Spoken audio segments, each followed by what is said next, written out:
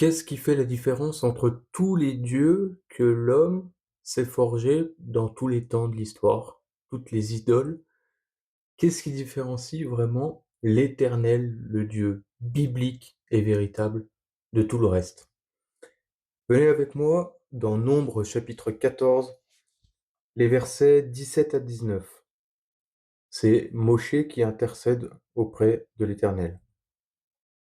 Maintenant, que la puissance du Seigneur se montre dans sa grandeur. Je t'en prie, comme tu l'as dit. Le Seigneur est patient et grand par la fidélité, la chesed. Il pardonne la faute et la transgression. Mais il ne tient pas le coupable pour innocent et il fait rendre des comptes aux fils pour la faute des pères jusqu'à la troisième et à la quatrième génération. Et là, le verset 19 nous répond.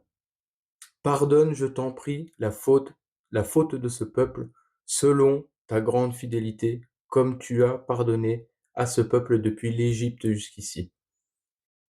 Kegodel chasdecha. Voilà ce qui différencie l'Éternel de tous les autres dieux.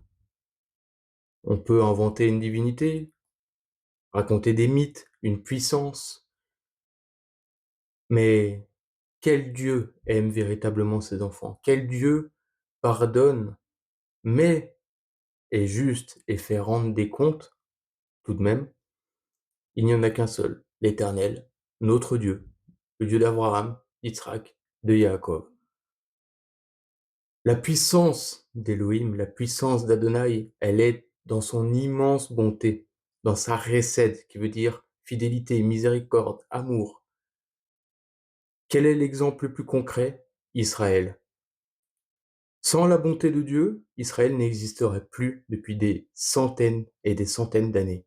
Mais aujourd'hui, en 2026, Israël est devant nos yeux et se bat, encore une fois, aux côtés de Dieu.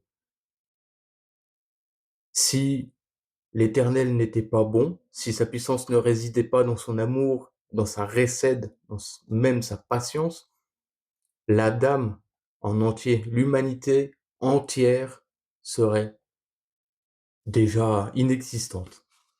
Et pour terminer, je vais juste vous lire une partie d'une prière qu'on dit pour le vendredi soir, pour l'entrée dans le Shabbat. Il nous dit, ce jour est la première des solennités. Elle nous rappelle que tu nous as fait sortir de l'Égypte, donc du monde, que c'est nous que tu as choisis et sanctifiés au milieu de tous les peuples, et dans ton amour, tu nous as donné l'héritage du saint jour du Shabbat. Shabbat shalom à tous.